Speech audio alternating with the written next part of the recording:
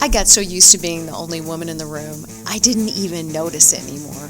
Did you know that only 31% of sales leaders are women, even though 50% of the sales reps are women? I'm Amy Evans. After 25 years of sales leadership in corporate America, I help B2B tech and AI CEOs hit their number as a sales strategy advisor.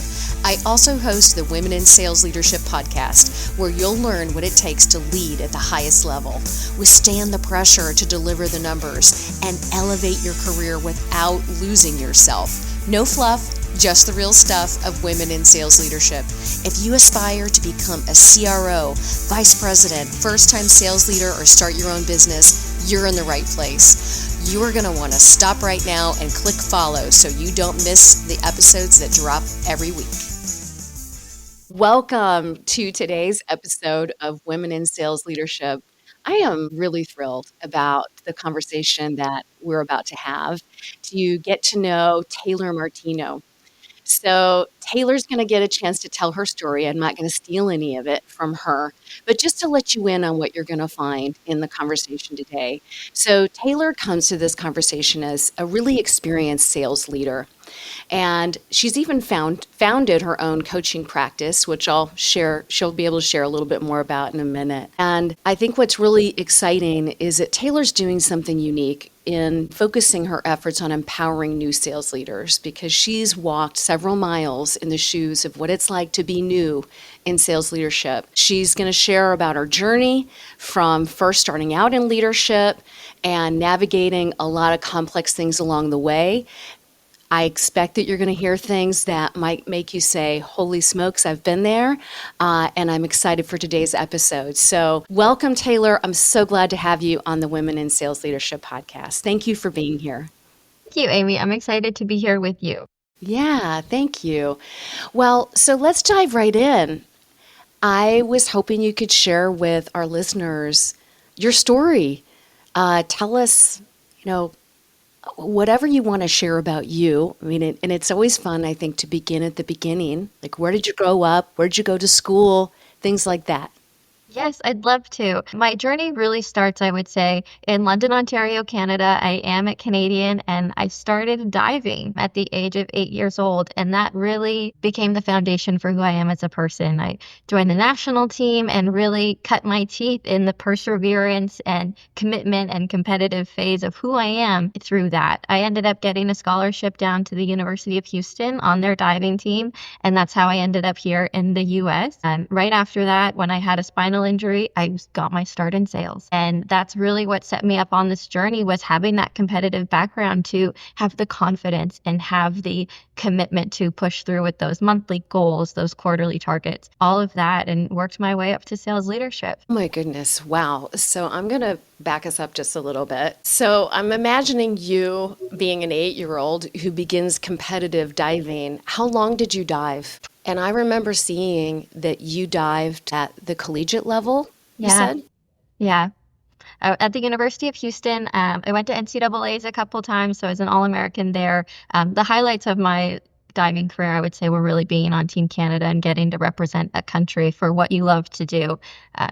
Is one of my proudest moments, for sure. Tell me more about that. What did you study there?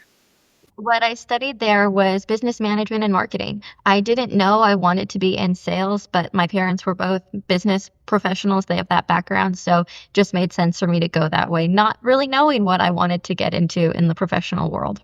Okay, so you're one of the few people I meet who actually ended up in a career similar to what you studied in school. So you talked about your transition into sales. Let's start there. Let's talk about your journey into sales. Yeah, I think that was a tough transition. So I had just gone through a pretty aggressive spinal injury and really was trying to figure out who I was as a person and how I was going to get to still be me when I couldn't do what I loved anymore. So that's how I found my way into an internship selling. And my first job was really had to grind my teeth to get, because I didn't have a professional background in selling. And so that's where I really had to lean on my commitment, my perseverance, all those skills I learned through athletics to land my first sales job selling medical devices. And I ended up switching to SaaS, but getting that first job, cold calling, pounding the phone, closing deals, really set me up for success later on in my career.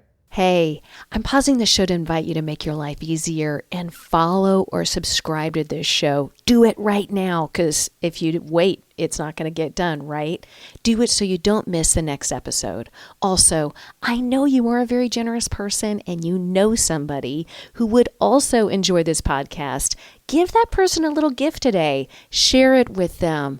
Thank you, and back to the show. That first job, cold calling, pounding the phone, closing deals really set me up for success later on in my career. Yeah. Oh my gosh. I remember those days. Yeah. I hope most people start cold calling, doing lead gen. I was doing that too. And oh my God, it was just being in a bullpen with three other people making, I don't know how many dials every day in order to just get a meeting for the sales team and feel great about it, and just having the fortitude to just pick up the phone over and over again. I mean, it was calling back then. Was Yes. it calling for you, Taylor? Did you Yes. actually pick up the phone and call people? Oh, yes. We were calling, picking up the phone. I was calling doctors' offices. I was calling the users, but we had call numbers. I remember we had to hit like a certain amount of dials and talk time. So you Mm. had to get both of those every single day. And we were just on the phone nonstop. And we did have to actually pick up the phone, which I know we're not doing anymore with all of the AI tools that help us out. Yeah, like an actual phone. Yes. I do recall those days. So you started there, and then talk to me. You had to have a lot of success at that early on because you moved pretty quickly into sales leadership. Share a little bit about that part of your journey. Yeah, my first sales job, I made President's Club within about 8 months. And immediately when I moved from working there, I applied for my next job as an individual contributor. That's the role I applied for. And I ended up not getting it at this company that I worked at. But they said, Taylor, you know what? We don't want you to have this IC role. We need you to manage the team. And for me, I was like, I've never done that before. I don't have any of these qualifications. I didn't even apply for this job. But you see that in me, and I'm always going to rise to that challenge. So I was so excited and so grateful for that opportunity to learn from a company that really believed in me, and they took a chance on me. And I think that's something that I've learned to take advantage of. If someone gives you a chance, take it. They obviously see a reason for it. Okay. So I don't know about you, maybe yours was easier, but my first leadership job was really, really tough. Yes, it was hard. There were a lot of learning curves. A lot of people that I managed were significantly older than me. And I was showing up as a young girl who had never done this before, and they knew that. So overcoming some of those mental obstacles was tough, but also the experience of leading and not hitting targets and hitting targets the next month and really having to dive in with my to make them feel confident in me that I could support them. Things that you experimented with, like tried, didn't work, things that worked in that transition of taking over a team that was more senior for you, not just in age, but in experience, right? Yeah, one of my favorite things to do with the team that I learned was to hold deal strategy sessions. And so for us, it was getting everybody in the room, not a pipeline review, but hey, you have these deals. Let's talk about them as a group. What obstacle are you coming up against? Who are you meeting with? Who are other key players in that deal? And they could learn from each other. So it wasn't just me to you, but as a group, how can we learn from this one deal, apply it to that deal? Because they're all similar with their own unique spins on it, but we're all trying to accomplish that same goal. So I did a lot of group training that I think really helped propel the team forward from not just needing to believe in me, but believe in each other. Well, everybody loves a good strategy session. They're one of the more productive things I think you can take the team to do. Talk to me about how you earned the trust of the team. You were new to this company. You didn't know this team. They didn't know you. You hadn't sold there before. What was that like? Yeah, I joined a lot of calls really quickly and asked for help. And I think they connected with that because I would join calls and I'd say the wrong thing. We're all going to say the wrong thing. And luckily, I didn't lose too many deals for them by doing that. But that really allowed them to see me as a person who was trying. Right. So often you work with a leader that's like, oh, I know what's going on. I'm just going to go do my thing. You tell me the deal and we'll carry on. I was in it with them. And I think that made them gain trust in me that they can be like me, right? Because they want to move up too. They can take that seat, and it's okay that they don't have all the answers. We're going to fail. And I tell them when I did, right? You have to apologize when you make the wrong move and show them this is how I'm going to do it differently next time. I mean, and it's inevitable. Right? I think everybody thinks today you're just going to like show up and be an expert at whatever you're doing. And I don't know about you, Taylor, but when I became a leader, I got zero training. I just was a successful seller, told them that my company at the time, I said, I want to be a leader. Like, I just said it was like, this is what I want. Because I knew that for myself. I knew that's who I was. But I had no clue.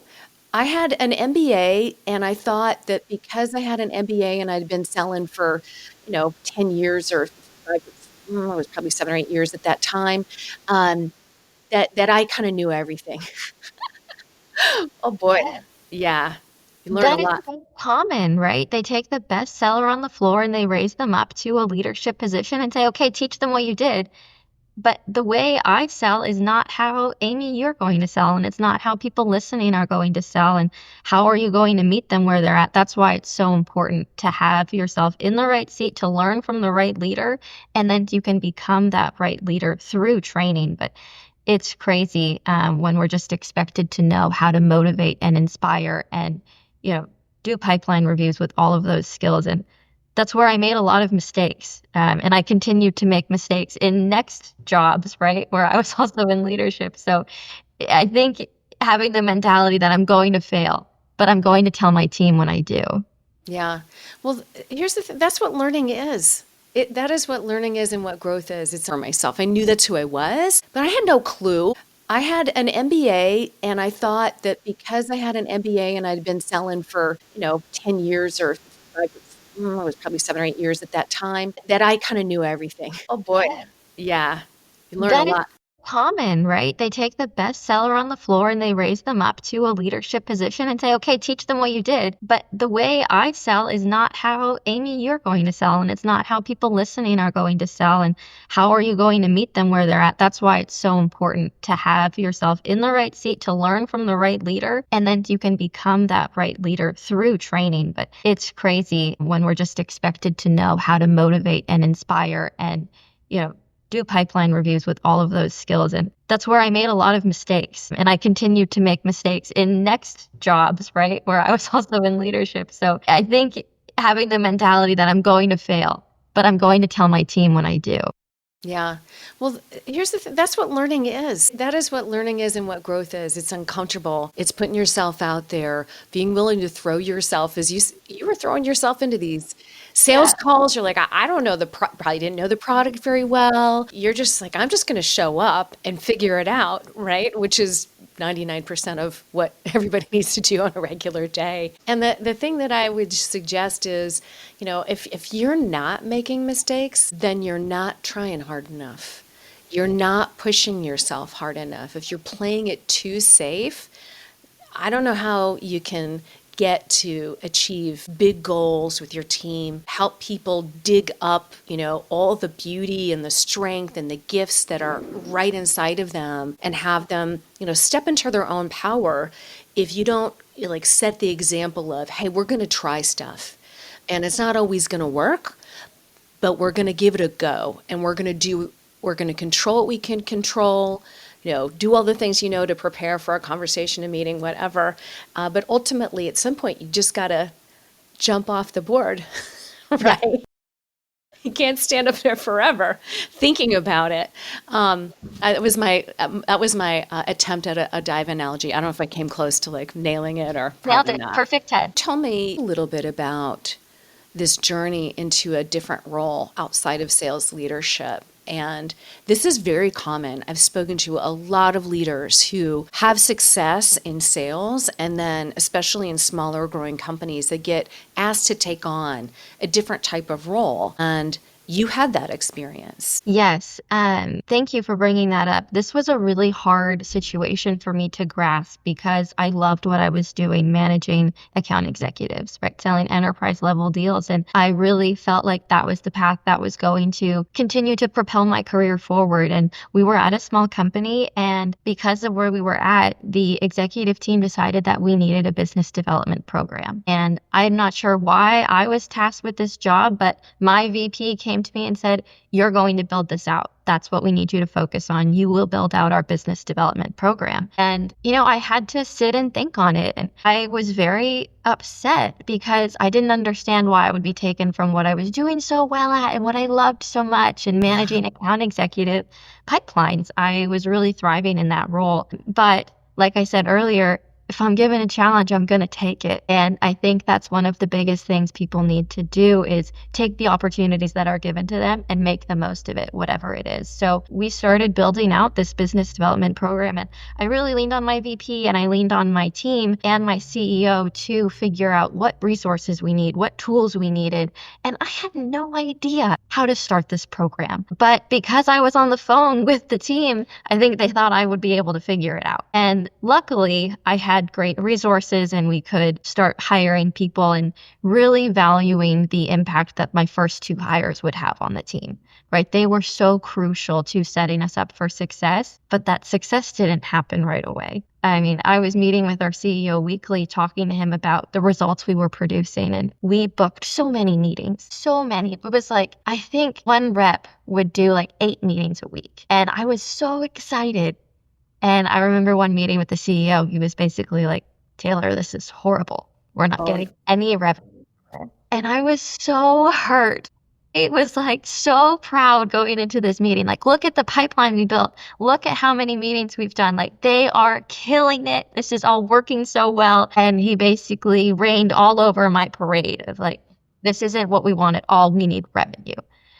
So that was really tough in terms of figuring out how to overcome different obstacles, an obstacle that I never expected, right? You always know your target, but my target just flipped upside down. Yeah. Yeah. Well, I bet that was pretty challenging because when you're a BDR, you're making the dials, you're setting up the conversations, and the part that you can control is getting a good meeting set. This is my way back in the dinosaur days when I was doing it. But the part you can't control is what the sales rep does with that deal and how they handle the sales process and, if they close it or not, candidly. How did that go in making that kind of transition and getting your team to buy in to that change in comp from, is what I heard you talk about, like from going from setting meetings to now you're getting comped on the deals that close? Yeah, we had to change our comp plan because I believe what you incentivize is what you get, right? 10 times over. So our first comp plan, because we had many, was about just meetings set and meetings held. And we had to change that. And so we started looking at what factors can we control. We can't control when the deals close, the size they'll close for, but who is the important person for us to talk to right away? So we started incentivizing based on the title of the person, right? How big the company was. And those were all factored in. So they knew, okay, maybe I don't need to book 3 meetings a day or make sure I have 1 meeting hold a day, but I'll make sure I book the right meeting this, right? Where they could start changing how they worked from just a volume play to quality. And that really helped us move the needle, but that took time, right? So I don't want someone to listen and say, oh, okay, we just changed it. And then, Taylor was successful and the CEO is thrilled, because that's not what happened. These things don't change overnight. These are people, and you have to train them and motivate them in different ways so that long-term they can achieve those goals. And so I had that conversation with my CEO. These are people, not robots. And so I need time to work with them and keep them motivated with this different plan forward. And luckily, I had such an engaged team that was so excited about what we were doing. And we really valued the partnership with the account execs so they could see, I booked this meeting and it came to fruition. And that really changed the relationship between those two groups that helped us thrive. So that's really a lot of trial and error that we experienced in building that out. There were layoffs that we had to make because we had the wrong goals in mind, and that was really tough. But at the end of the day, we got to where we needed to be with the team that needed to be there. You're not alone in that experience. I know. I've worked in organizations that had BDR teams, and getting that part figured out is harder than it seems. When I was at Salesforce, they had a model, Taylor, just that you ultimately landed on, which was the BDR team was comped on the deals that closed. What happened there as a result was the BDRs became really vested in the leads and the opportunities that they were generating, and they began to more closely collaborate with the AEs that they were supporting, and it became a really fertile training ground for the BDRs to learn how, what really being an AE was about, and how to make that transition for those that were going to move up into direct, sales roles, to make that transition smoother, easier, and better for them. Because it's quite a difference, as you know, to go from generating leads to running the cycle from beginning to end. And that's phenomenal. I'm sure that was very challenging for you. So you said you were meeting with the CEO. What was that like? Twice a week. How was Yeah. that? It was intense. It was intense, but my VP of sales, she's the one that tasked me with building it out. And she is such an incredible mentor. I so value her partnership where she would meet with me before I'd meet with the CEO and make sure I had all my ducks in the row. And she really coached me on managing up and making sure that I was communicating in the way that he could best understand. He didn't need all the sales fluff. He needed the results, the numbers, and to know what the obstacles were and what solutions I had to overcome them. So that was a working relationship that I had to really practice and honestly role play with my VP to make sure that I would hit what he wanted to hear. So that partnership with the VP really allowed me to thrive in those settings. With weekly emails in between. So he was up to speed on what was going on, but the more information he had, the more he trusted in me. That's one of the hardest things to do, is to manage expectations. And what's interesting, I was researching this a few weeks back, and the reason that a lot of CEOs lose their jobs is because it's A, they're not hitting revenue numbers, so obvious, and then B, it's they're not generating enough leads, qualified, they don't have enough qualified pipeline and leads and opportunities for the sales team to work on, right? Two things that go hand in hand, pretty obvious. But to specifically have leads, a lack of leads, be a primary issue that many CEOs don't make it. I can appreciate that CEOs focus on getting it right, and the support of your VP. That's pretty amazing to have had that. So let's talk a little bit more about your life, Taylor, and what's going on in it. You shared with me that you're a relatively new mom. Yes. Yes. It's so amazing. So I met my husband, we were in college. He was also an athlete, so we very much connected on that. But we do have a 15-month-old daughter, and so we're so thrilled to be parents to her. But that journey to have a family was really tough for us. We had to go through IVF, and working in sales leadership and managing that process, I would say, is not for the faint of heart. It worked out for the best for us, and we are just so thrilled to have her in our lives. Yeah. Oh my gosh. Well, congratulations. Congratulations. I can't imagine what that had to be like. I don't have experience with IVF, but, I'm thinking about how stressful and challenging a sales leadership job is, whether you're leadership on the BDR side or your leadership on the sales team side, that it's intense and it's very binary. We all know at the end of the day, every month, every quarter, we either hit the goal or we didn't. It was super black and white. Like there's you want to talk about a job that has no excuses. That's the one, right? Yes. That's intense to be going through while you're also going through the journey toward becoming a mother through IVF. What was that like for you? Yeah, it really, I would say, challenged me to see my life differently and to try to reprioritize, right? There, for those that aren't familiar, are so many doctor appointments, so many early mornings, like you're doing your injections in the middle of the day. And I don't want to say anything TMI, but those are painful and they Yeah. have to be done at the exact right time. And I kept it very private. I was not public about what I was going through.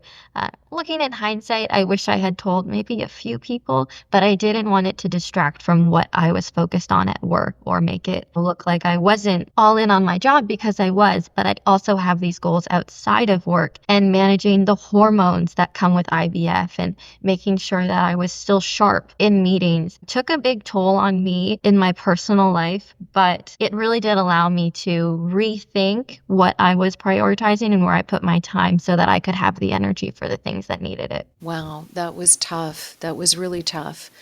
You know, hearing you describe that makes me think about when, my children are now teenagers. So, but it's interesting. I can recall very clearly what it was like to have young children and babies when I was in sales leadership. I think one of the things that was normal at that time, not okay, but normal, was for, I know I did this and some of the other women around me did too. We really downplayed the fact that we had children. We didn't talk about it.